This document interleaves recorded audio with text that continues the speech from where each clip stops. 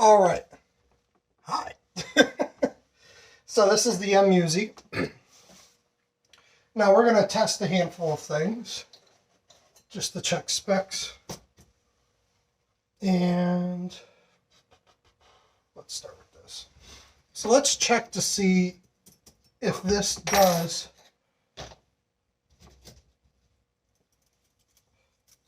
adjust as they say.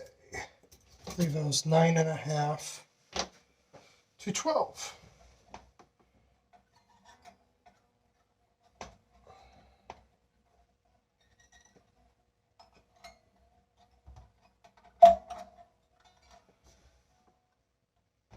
Yeah, that's 9.5 for sure. I think it should go to 12 by the 12th fret. Could be 10 here. Nope. All right, let's see if it goes any flatter. So let's go to, oh, is that it? Yeah, there's 12. I had both of them combined.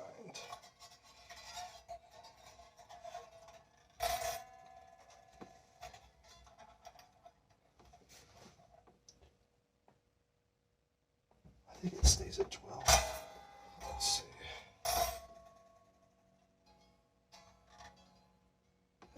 It might get slightly flatter. All right. I'm sorry for the annoying string noise and whatnot, but there's only so many ways to test this with when you're doing multiple projects. Put that back. Okay. So it starts at 9.5, if you could see that.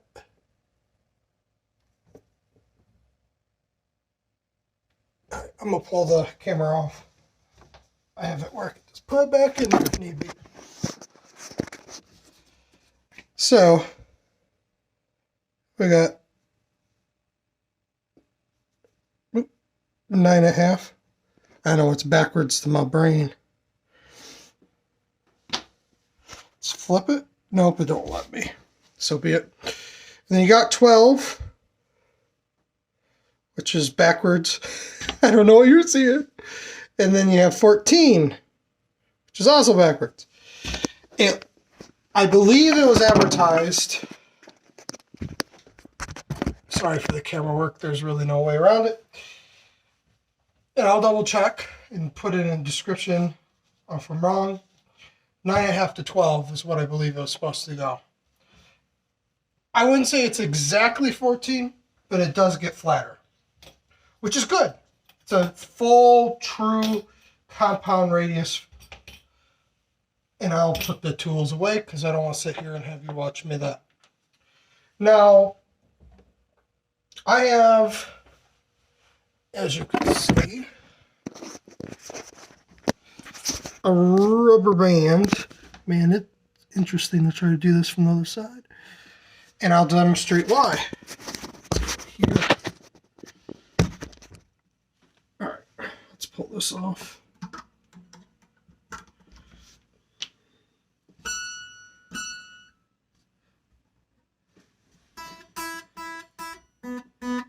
Not so much even on the beat. Where's a pick? Here we are.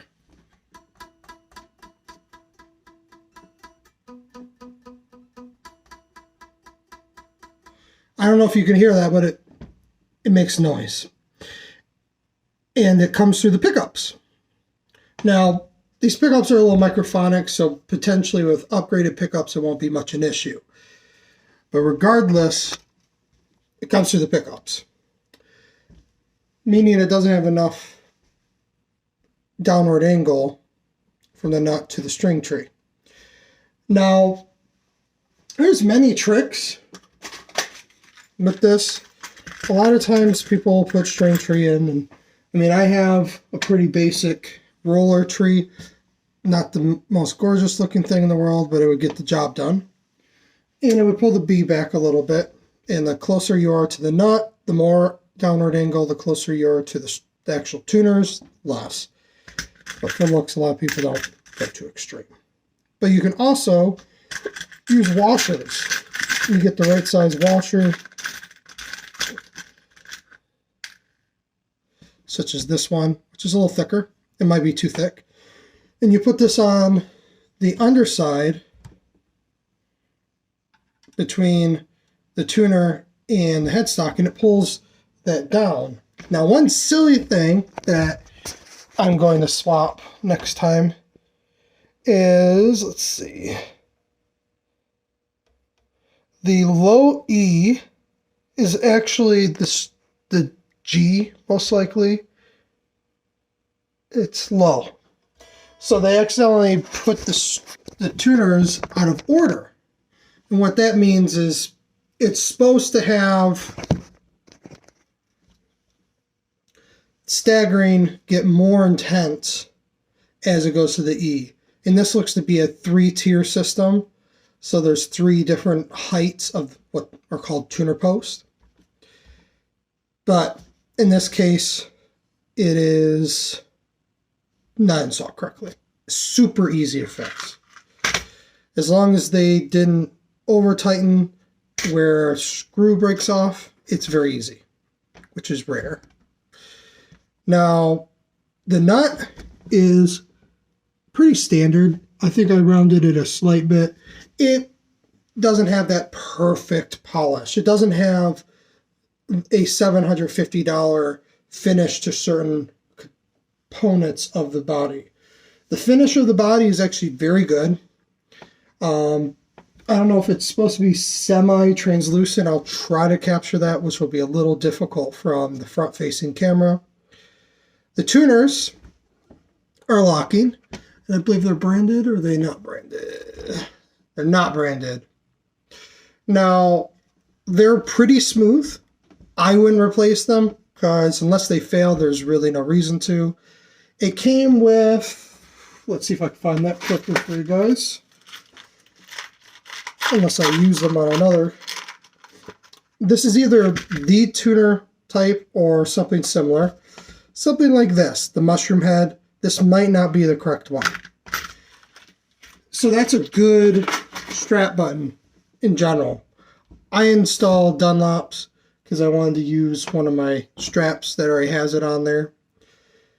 Now, the fingerboard was very square. And what I mean by that is the edges on the fingerboard were borderline,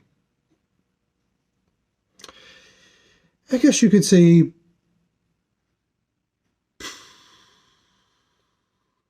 uncomfortable. Now, being that this is roasted maple and there's really not much of a finish on it, I can do what I do on rosewood, which I take a round type of screwdriver, typically one that's a little longer, so you don't even accidentally get this. And you just lightly round over the edge as you work through it. And this is like incredibly nice. What I say is it as nice as a stock like Godin or Godin Ergo Cut? No.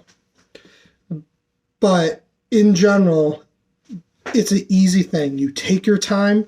And I would start somewhere else where it's not so noticeable. So probably somewhere like your 15th fret on the high E side and just figure out how to do the technique.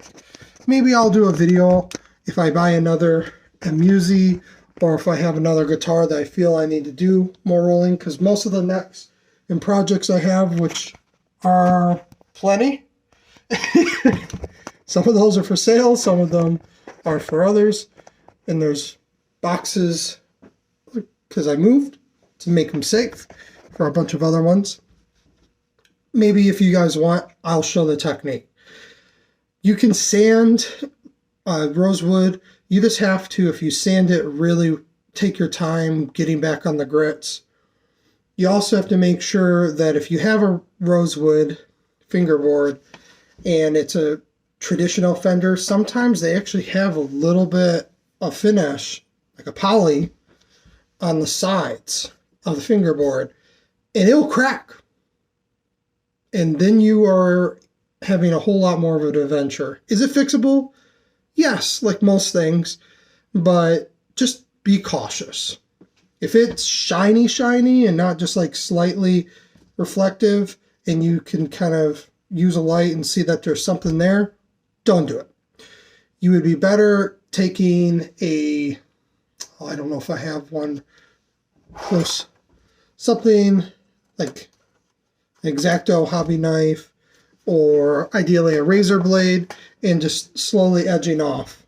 It might not be as nice as what this is, but do not push limit. Now back to the guitar. The actual frets, they are nearly perfect. They're level. That's the most important thing. One thing you'll run into, because these are rounded edges, is sometimes they'll cut the frets too short. And these are so dang close it doesn't matter. But in general, they're technically marginally short. Now, they probably do that for a new number of reasons. And because of that, for whatever reason, companies in this price range have a habit of centering them slightly towards a low E. And I would say that where it matters, they didn't do that. Ironically, on the lower strings, which is probably makes more sense because when you're down here, you're not bending in that capacity in a way that would cause issue. But it is something, no. Now it has a spoke truss rod, works flawlessly, no issues. The bridge, let's see if you can see that. It's a Wilkinson. What does it say on it? Hey, Sungel? Okay. So it's a Wilkinson, pretty normal, and thick, not crappy. This is the normal Wilkinson, unslotted, compensated. You can string it through the back or through the top. The more I look at it, it looks like a couple of these the screws could be tightened down a little more. Now, what we're going to do now is two things. And yes, this is not a short video, and if there's specific things you want, ask, because I may be able to demonstrate it. Ooh, this is right angle. Ooh, I just lucked out. So we are going to test the output. 20K, 6K. All right. And I'm going to try to capture this.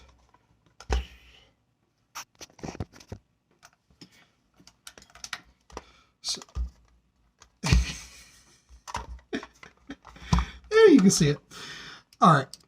So this is on the bridge pickup. Hypothetically.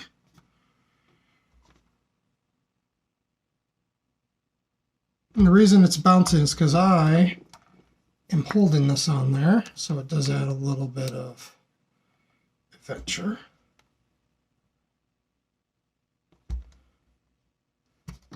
There we go. So that is showing 7.53. Now I'm going to move this around because it is bouncing like crazy, which makes me feel like something is interacting. I have a ding right angled. There we go. What the hell? All right. So one of these got loose.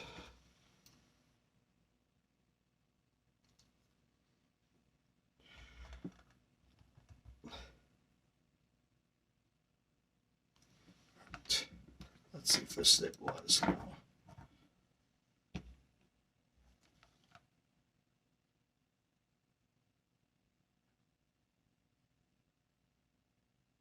All right, 7.55 to 7.54 for the bridge. Middle, 3.73.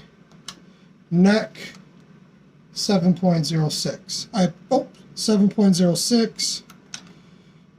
3.73, 7.54. So that's the output of these. I apologize for the amazing camera work. I need to buy new cables. I used the older ones because the ones that came with it were garbage. So that's the output.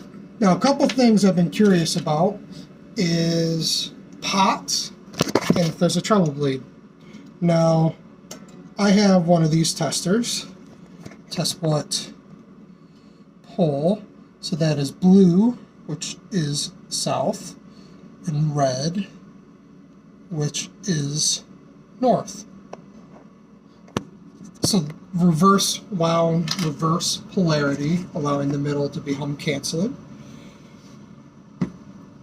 Let's pull this off, which would be my first time, and see. Now I know from J-Man, I believe that's the name of the YouTube, that this has a route for a humbucker. Let's see. So, interesting. So this has full-size pots, and it looks like it's wired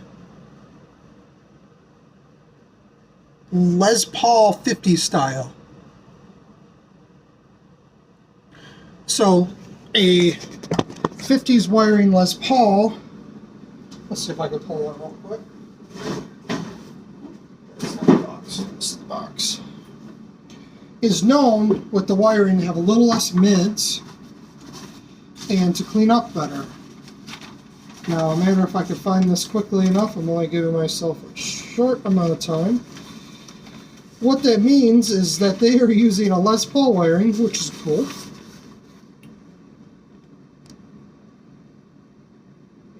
Yeah, it is. Huh. Interesting. Just want to make sure I wasn't losing my mind.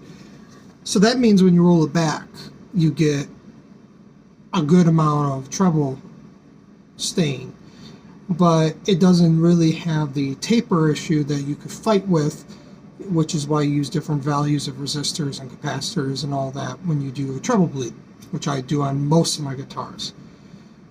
And I may have to once I install different pickups.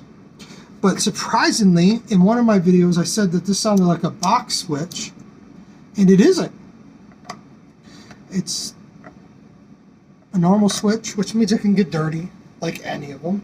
You know, you can get a sealed style and whatnot, and that's better in some ways, but there's always compromises. So that's pleasant. Now, looks like they have the standard strat value, so that would be 0.047 microfarads, I believe, for the capacitor. So that is really impressive. Cloth wiring. Now, let's be real. Cloth wiring isn't going to make or break much. There's some sawdust. And likelihood with this cavity is the, I can't even see what you're seeing. The shielding paint doesn't go over the lip, so that would mean that it's not a complete loop. Now I have shielding paint. I also use aluminum flashing tape that you can get from the HVAC because it's cheaper. It works as good as anything. I literally will build tellies with that system just to have a complete system, as much of it shielded as humanly possible, to help. I'll even use that with silent or noiseless pickups because some of them are more noiseless than others. But that's impressive.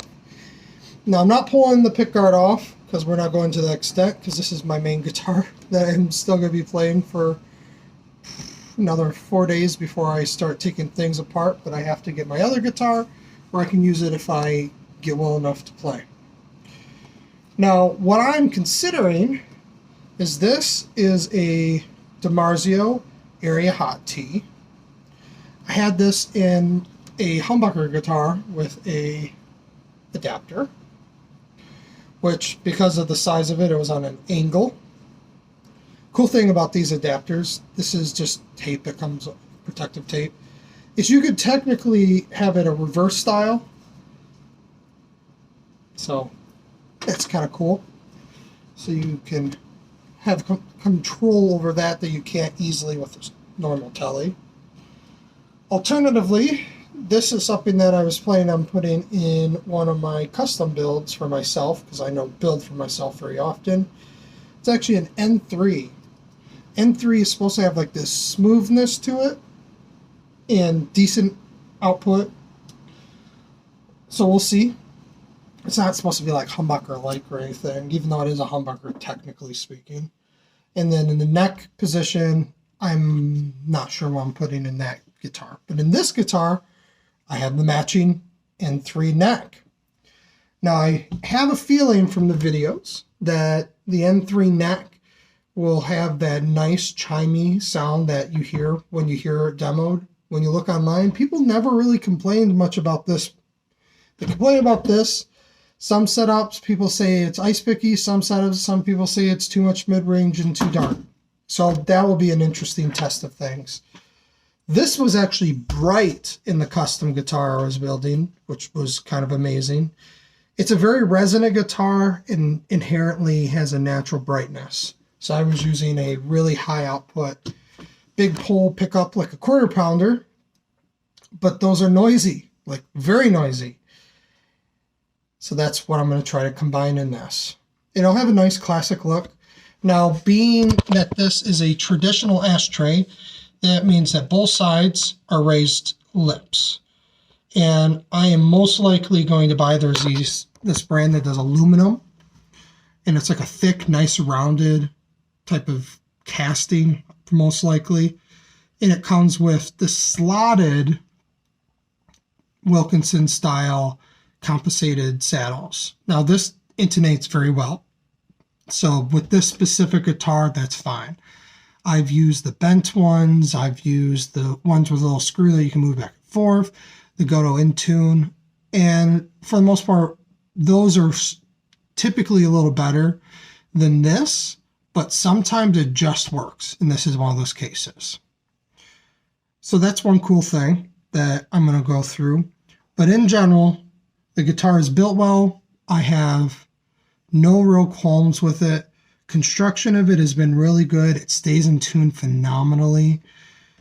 And one crazy thing I did, because I was curious how long I could get away with it, even though the stock strings suck, they don't resonate as well, and all the various things you run into with cheaper strings, I've had them on here for a couple months. And I did end up breaking, when I was playing more, the B string, surprisingly enough. And I don't know why my hair looks like that, but so be it. So I ended up swapping in one of my Magma coateds. Now I'm going to end up putting that on the other guitar I'm going to play, because I'm going to be trying some DR Veritas 10 to 46 strings on this that I've been wanting to try. So in general, if you have questions, if you want to see the neck pocket on another guitar, J-Man has done it, and I can send you a video link or lead you where to go. But if you want to see anything, the project, the work on this, if you want me to demonstrate the technique that I use for rolling the fingerboard, I will be happy to show you. I haven't done a lot of that kind of video, but one of the greatest things is being able to manage maintaining your guitar as you need to, because it's not always reasonable and it's not always economical to rely on luthiers. Now, I build guitars and I work on guitars for people, and I get it. But I'd rather do more of the, I don't say enjoy fretwork, but I'd rather do more of the detailed or specialist things, because wiring can get hairy if you're doing complex things and you don't want to buy a kit that is pre-wired. I've done some really complex wiring, but at the same time, that's what we're here for.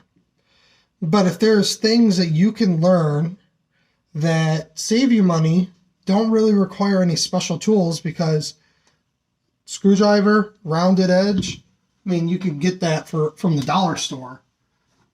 I mean, I don't have any of my nice tools out, just kind of basic stuff, but like this. And I think this is literally a $2 screwdriver. So, cool little techniques. Going to be doing some upgrades and changes. If I don't like the N3, my plan is actually to get a pick guard that allows me to use a Strat neck pickup, and I'll actually probably run this DiMarzio injector neck pickup in the neck. Or I have this is a True Coil, I believe it's called, by Guitar Fetish, the 10K model, and this is the, they changed, whatever. So this is noiseless, and they run that. But I hope this is helpful. The pickups, reverse wound, reverse polarity, they're real stainless steel. Now, there are many grades of stainless steel, and the ones on guitars are not the high end of stainless steel, mainly because of the fact that it's not really practical or cost effective, and very difficult to manufacture something that could break off into small frets for a guitar.